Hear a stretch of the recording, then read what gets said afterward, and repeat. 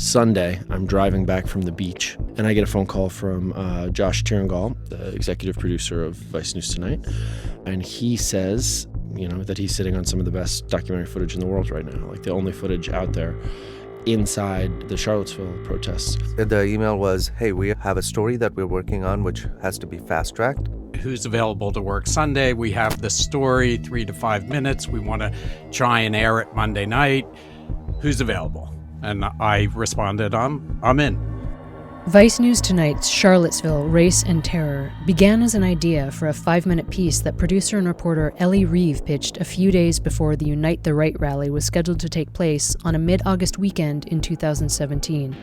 During the rally, hundreds of white nationalists, alt-righters, and neo-Nazis who had traveled to Charlottesville, Virginia, clashed with counter-protesters, leaving 3 people dead and many more injured. Only Vice had captured the story from a position deeply embedded within the leadership of the white nationalists. The resulting half-hour program, broadcast on Vice on HBO that Monday, August 14th, received over 65 million views in the first week. I'm Isabel Sadurni, and in this episode of Frame by Frame, we'll talk with executive producer and editor Tim Clancy, post-production supervisor Mike Morrison, picture editors John Chimples, Cameron Dennis, and Dennis Thomas, and find out about how the episode came together in less than 30 hours. Editor John Chimples was the first to begin working with the footage the afternoon of Sunday, August 13th. This thing had been growing since Monday when Ellie first mentioned it to the news division and said, I think there might be something going on in Virginia this weekend. And they said, it doesn't look big yet. Wednesday, she came back and said, there might actually be 1,000 people down there. And that began the process of gearing up to go cover it. But no one, I don't think even at that point, they expected what ended up happening. I don't think anybody knew. So I came in at 1. The producer was there. The material had already begun to be processed. I started working with the material I had at 1 o'clock Sunday afternoon. At 4, Josh Tirangal came in and said, what's it look like? He had been getting information from the field that things were really ramping up. And I said, holy shit, it's amazing.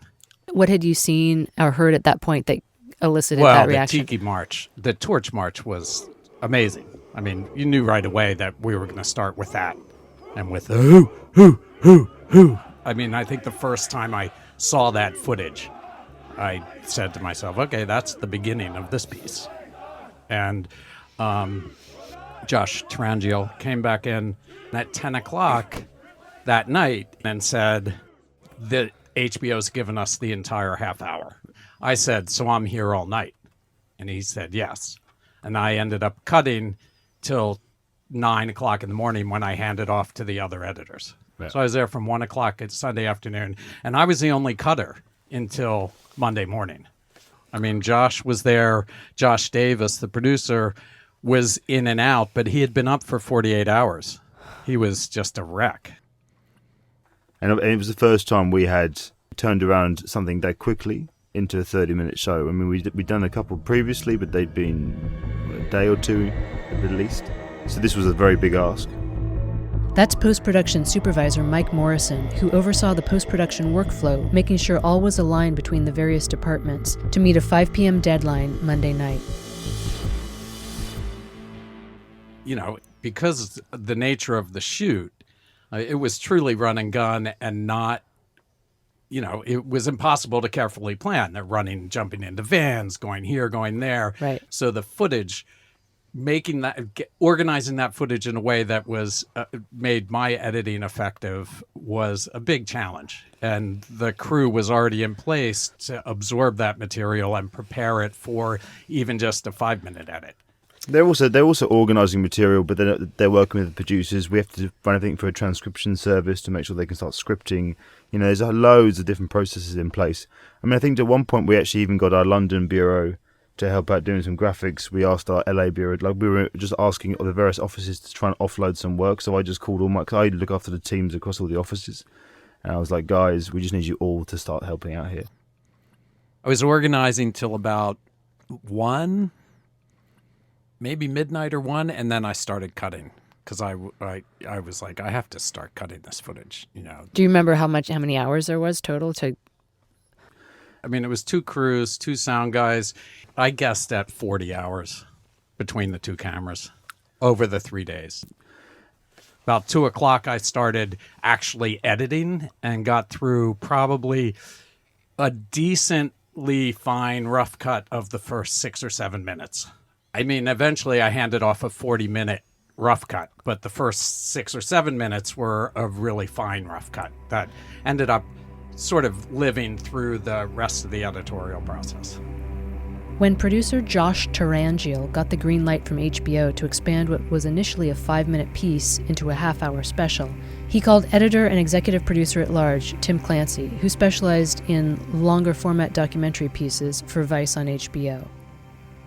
I didn't work on Vice News Tonight. I was executive producer of our long-form documentary series. Like, I don't come from a news background. I come from a documentary background. So my focus is more long-form documentary versus short-form news. And I think the reason he called me was because he knew that this wasn't going to be, you know, what was supposed to be a 3 to 5 minute package just became, what ultimately was a 24-minute piece. That was a lot more documentary than news. And basically he called me looking for editors. So he was like, look, I need great editors who can, I just remember him saying, I need great editors who can work independently, are great with story, and, you know, won't hesitate. Like, we don't have a lot of time on this. And then, this will make me sound arrogant, but I was just like, well, you know, I started as an editor. I was started with Vice as an editor, and I've been editing on the show, like the show that I ran. I would, everybody would go home. I'd stay here till 3 a.m. editing. So it's like, I love editing. So I was like, well, if you're asking who my top editors are, I'd like to put my name in the ring for that. And I gave him a list. He was like, well, you know, if you could work on it, work on it with me. Basically, I came in at 7 a.m. on Monday, and basically the way he left me was, let's cook up a plan for how we would make about 25 minutes in a day. So when I came in that Monday, I didn't know exactly what we had, but we watched the string out that John had put together, which was a little over 20, probably 25 minutes, a mix of scenes, and then some things were, just selects on a timeline of what would essentially become like Act 1 and Act 2 of the story, because we didn't yet have the footage from the final scene, the final day. So we basically had the Saturday footage, the Friday and Saturday footage, and we're missing the Sunday footage. And this is Monday at 7 a.m.? What time is this? Monday at 7 a.m.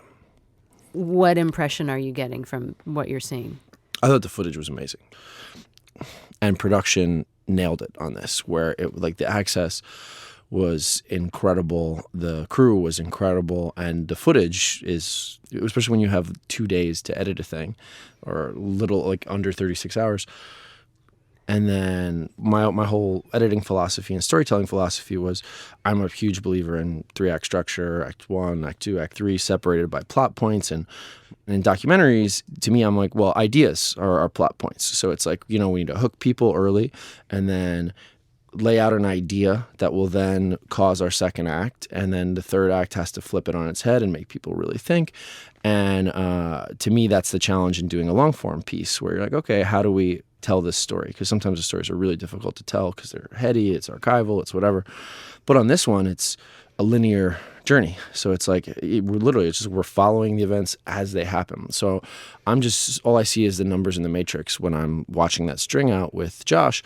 And what do you mean you see the numbers in the matrix? Like, how are we going to do this? So from a strategic standpoint, this is still 7:30. This is just like the thoughts that are going through my head of like how we'd cut it. So I'm like, okay, great. Well, we've got a natural Act 1. We've got a clear plot point to the second act. There's a very natural build over the course of the day. I think like John Chimples had already worked through the night putting together a very, very, very, very heroic 20 to 25 minutes. And basically we divided up the cut. So I was like, I'd like Act 1, I want the turn to the second act, and I want the build. Denny took the plot point, which is a huge deal, so that was 4 to 5 minutes of content right there. And Cameron took the final act, which I didn't know what it was, but that ended up being about 5 minutes too. Because part of the question Josh is asking me when I watch that string out is, can we do this? Like that was like question number 1. can we do this? And then the answer was yes. And then the question after that is, how do we do it? With footage still arriving, executive producers called on editor Cameron Dennis, known as an ace, who could deliver in fast turnaround for same-day broadcast. I didn't know anything was going on or that this was even in the pipeline, so I was actually in to work on a piece about the Dota championships. It's this video game championship thing that happens in Seattle. So I was in there at like 7 thinking that that piece was going to go Monday night. And then I think at like maybe 8 a.m., Madeline, one of our executive producers, came into my edit bay and was like, hey, I need you to like finish the end of this thing, which, you know, happens pretty regularly, you know, like, or we kind of share each other's workloads. So when she said, I need you to cut the end of this thing, I thought maybe it was like picking up for one of the other guys. The cutting producer, Patty, came into my room and was like, no, this is a special and you're going to cut the end. And they told me which 3 scenes I was going to cut. So I had from the vigil to the end. So it was basically the vigil, Jason Kessler's rally, and then the final interview with Chris Cantwell. In the hotel room. In the hotel room, yep. The field team was actually sending selects of the interview on Monday afternoon. So they were feeding the parts that they thought would ultimately end in the piece. And our executive producer, Madeline, called an audible and started trying to find a different alternate sound bites for the end. So then I think they refed that interview, parts of that interview at like 3 o'clock. And then we reassembled it and yeah. So you're live streaming footage into the MAM as you're editing it. Yes. Yes. So you're working with a source clip, and that clip is getting longer as you're working with it. So you can be working with the beginning while the ending is just coming through. Yeah, it's a hard wire to the server. The feed comes in via our MCR. It's a piece of kit we've got in place that's really valuable to us. As Cam was drilling down on footage for the third act, editor Denny Thomas was just walking into his edit suite after receiving an email that weekend about a subject he didn't quite know anything about yet. So I get here at 9 and I'm ushered into this room and I meet John and Cam and Tim Clancy and the producer Josh Davis over there. And they briefed me on what has happened. I was asked to work on the middle part, which was the accident. Well, not the accident, actually. It was premeditated murder, I think.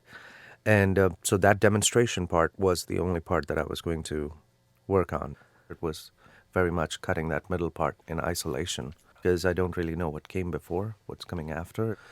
And we had a catching producer here, Patricia Guerra, who was great, who actually came into the room and really explained to me what's going on.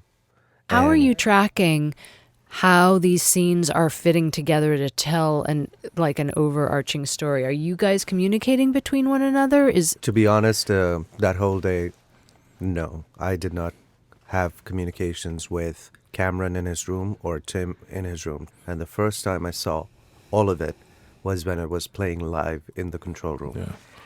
I'd actually never met any of them either. Yeah, Cameron and I had actually not worked together at all and had really not. I don't think I even met Chimples before. Yeah, I certainly didn't know Tim. You asked a question of who was keeping track of what was going on.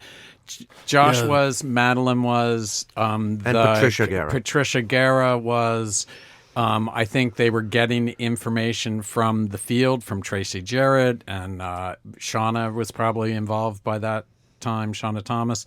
So there were people who had the whole story in their head and knew what the editors needed to accomplish, even though the editors were working kind of in silos.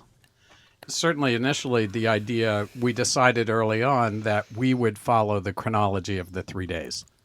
And that limited some of the choices we had to make. It was mostly editing out bites and going for the big, clear events that happened over those 3 days. And it wasn't exactly chronological completely, but pretty much. And so we were telling the story as it unfolded and kind of editing real time as events were happening, because events were happening Sunday while I was cutting, that then Cam and Denny ended up editing, Monday morning. And were they having any kind of feedback sessions with you? Were they saying like, I need you to emphasize this, or talk to me about that? So, I mean, the cutting directions were really coming from like JT and the producers. Yeah, I think I had screened the piece twice, once early on and then once, or when I say piece, I mean my section of the edit. One thing that I do remember that kind of changed creatively is in the vigil scene, we recognized that, to John's point, after they had viewed what Denny and Tim had going in Chimples, then they came into my room and screened and recognized that we could, play with some of those interviews more than I had in my original cut. We were giving, so much time to Cantwell's side of the story that, based on the people that were at the vigil, we could also tell the story of the people that lived in that town, but were also African American. So that was one thought, was to let the people of the neighborhood actually say more stuff on camera. So that's it kind of pivoted from being just a verite scene of the vigil itself into then having some recap interviews with people in the town with Ellie, right? And that was really just in the third act that Cam was cutting. The up through, I think, Heather's murder, everything kind of was on track and stayed pretty much the same. And then the nuance or the changes or the development came in that third act, because people had something incredible to react to, and there was a lot of emotion of a reflective nature as opposed to immediate nature. For me, the point that stood out the most in what I was cutting, which was some of the worst things that I've seen, that was the murder of Heather Heyer. That was the aftermath of the car ramming into dozens of people who are lying on the street bleeding. There are people trying to help each other. There are people trying to do CPR. Because of what had happened, there was a fight that broke out. They were angry at the media people for filming this, but at the same time, it was like, no, this has to be seen. I remember that we had a lot of footage of exactly what happened to Heather. And it was... You mean like showing her body? Yes. When I was cutting, I realized that this is not something that I can make a decision on at all. I'm really glad that Madeline, the executive producer, came into the room. She saw it and she's like, yeah, we do not need to show this. And I was like, thank you. I needed to have someone say that to me, because I was very uncomfortable with it myself. And it was so good to have somebody like Madeline over there saying that, yes, no, we're not going to do this. That's why it was more interesting, I felt, to get the reactions of the people who were around there. And there was this one gentleman who starts yelling at camera, and he was yelling not at us, he was yelling at the city, which allowed these guys to come into their town, and just there was no editing needed for that. It was a perfect moment, and I just knew that I had to let it play, let him speak, and walk away. And that was one of the most important things in that section that I was cutting. A lot of what we do, we have to remember, is up until we air at 7:30, if anything changes in the news, that could change our edits, our episodes. So the constant sort of dialogue between like, cool, is this still the case? Are our facts still straight? The legal teams were constantly reviewing what we put out. HBO legal teams were reviewing it, because we have to be very careful that even though we've worked on it for 2 days, is it still current? Is it still accurate? Is it still right? So the fact checking is really important. But obviously with a story of this magnitude, and it's our first 30 minutes, like covering a story like this, I have a tremendous post-production supervisor, Jill Cristiano. And so the two of us were working together, planning how, the division of labour, what we needed to do. I mean, this comes from everything from like checking sync, obviously the organisations, subtitling, making graphics. It's a never-ending list. We always knew this was like a looming kind of cloud over us. Like, can we do this? Do we have the people in place? Do we have the right people, the right kit? What I saw when I came back at 2 was Tim working with Josh to work out kind of how the graphics would play. I'm sure the graphics team, which is really inventive here, sometimes really simple graphic treatments can take a lot of work in terms of getting the finesse right. And Tim and JT worked together to do that. I'm sure with the graphics team. We didn't have any voiceover. And that was an incredible decision, I think, because it just opens with these graphic cards telling you the time of day and the date, and it just goes into it, and then it gets broken up in these 3 sections that we were cutting. Each opens with a graphic card that tells you the time of day and what date it was. There comes a point where we have to start locking sections of the story because we have to go through color and mix. We are an Adobe Premiere facility here. It's what we use to edit. We've also mix and color in Adobe Premiere. We were constantly running new versions of the edit because obviously we thought it was locked. It would slightly change, updates to be made. Once it's been through the color and mix process, it then goes into our control room. We have 3 finishing editors who are just there to kind of make sure that it's good for air, do last minute checks, screen it with the EPs one last time. They're based in the control room. And then as each piece is like signed off for the final time, it then goes into our VizRT and we obviously play it out of the control room live. I had to hand off the first half of the cut at 5 p.m. It was like 5:30, something like that. Vice News Tonight is on at 7:30. So I think it probably took them about an hour to stitch it together, get it ready to go in the control room. It's somewhere between 6:30 and 7 when we start watching it as it goes out. And how do you feel? I think probably that's the point where it starts to register when you're watching it on the big screen with like 50 people around, huddled around this control room. The atmosphere is like electric, where people are just like, and it's electric not because we're all sitting around being like, oh my God, we like, let's pat ourselves on the back. It's more like, I can't believe we pulled this off and there's going to be a TV show that's on the air. Like if when I got a call driving home from the beach, if Josh had called me and said, hey, I have this project and it's gonna, like 50 million people around the world are gonna watch it and it's gonna become like one of the most high profile things the company's ever done. And, you know, a year later, you'll be talking to wonderful people on a podcast about it. Then maybe I would have come into work a little more stressed out, you know, like, because you're like, oh, damn, that's crazy. Well, we got to live up to that. But at the time, you're just trying to make a thing. You're just trying to like be like, wow, we got this amazing footage. Let's tell the story as well as we can in the time that we have to tell it. So there's a moment before it starts airing where you're just like, damn, I can't believe this is real. Like, wow, okay, cool. Well, we did it. It was the first time we did something like that, and it friggin' worked. And that was really cool. I mean, I thought. It's like we went back to the garage for a day. And then you're like, oh, damn, like we just went back to basics. And we just had an interesting correspondent in an insane situation, and they followed it. And we just did our best. And we weren't trying to compete with Frontline, or we weren't trying to compete with 6D. We weren't, you know what I mean? Like we weren't trying to be the smartest people in the room. We were just doing what we do best, which is we followed the story. You know. Yeah.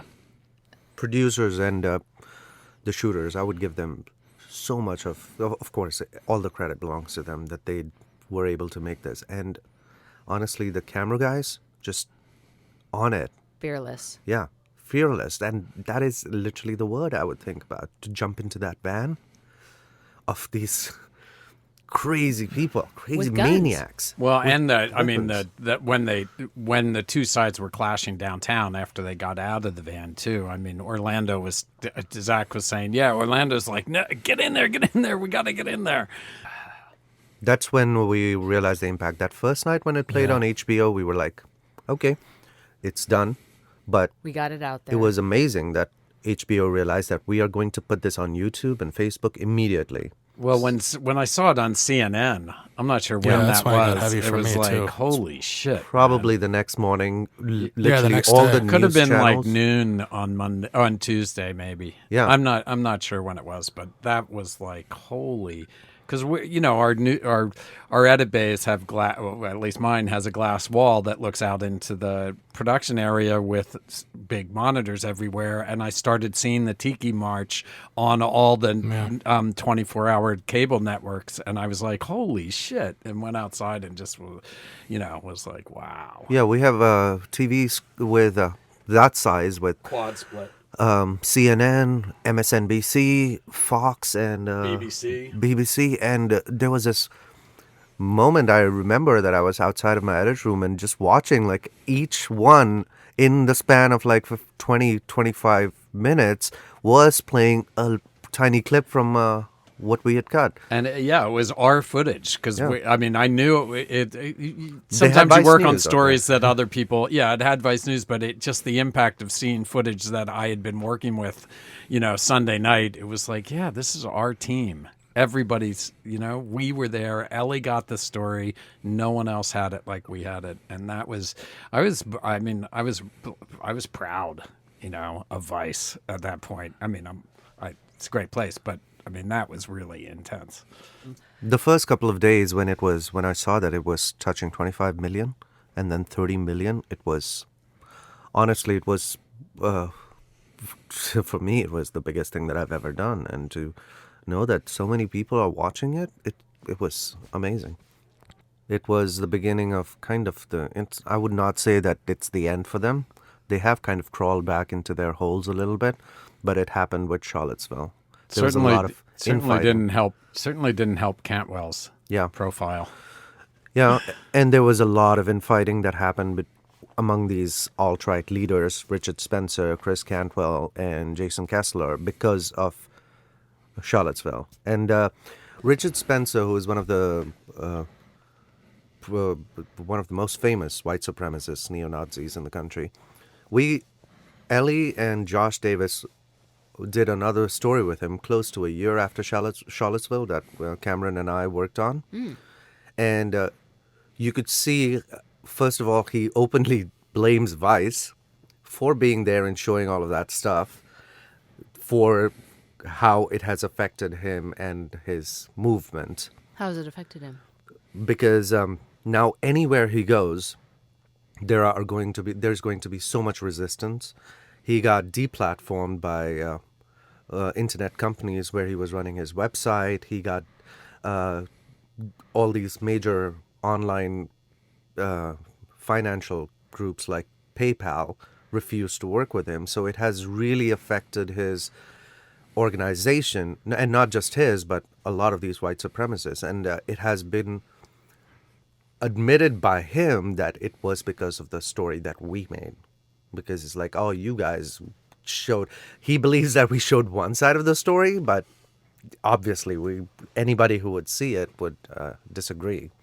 Yeah, and what is the other side of that story? The other side is exactly what President Donald Trump said the day after, that there were good people on both sides. And that is what made him very happy, to hear the president believe that there were good people on his side and there were bad people like Antifa on the other side. So he has lost a lot of his power. He was trying to go on college tours and reach out to young minds, but you can see that nobody wants to actually give him that time anymore. There are not even college students who would go and listen to him thinking that, he makes a good point. No, because they have actually seen what his views and his ideas lead to.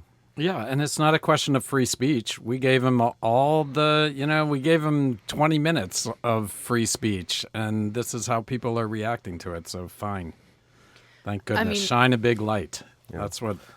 Hopefully it also shows the bravery of reporters like Ellie and producers like Josh when the president talks about fake news, and if a viewer watches what these guys did and the situations that they went into to tell this story without fear, and if a viewer sees that and realizes that, yeah, it's not really fake news. They're putting themselves on the line, in danger to bring us these stories. I would really say that she's one of the bravest correspondents that we have.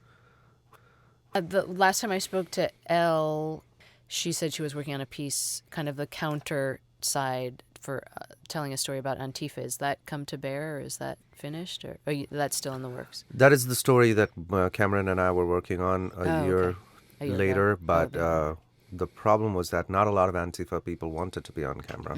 But we have spoken to the Antifa people. Who was it who did Michael Moynihan? Michael Moynihan sat down with Antifa before the Charlottesville and did a really interesting piece about that, and talking about why, how can you be on the left and, be a progressive and carry a gun, and they were very clear about their reasons. So, I mean, I think we generally try and tell as many sides of the story as we can, and usually try and find a side that no one else is telling, which I think is the strength of our news show.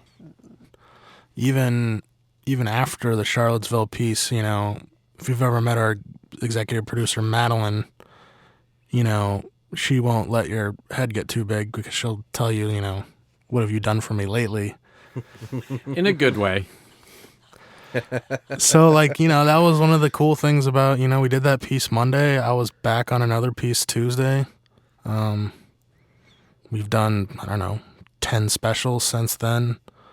And again, you guys mentioned the Kavanaugh piece, which was a half-hour day of piece. Yeah. I mean, so we threw all the editors on that one, and then me and another guy, Rio Ikegami, finished it.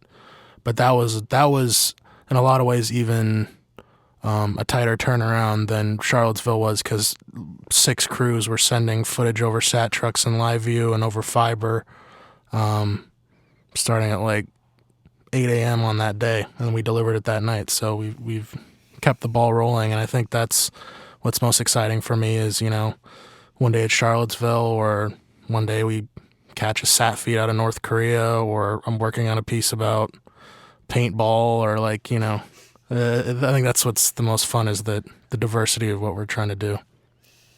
And there's always more. There's always more. More important stories to tell. 4 or 5 nights a week, that's it.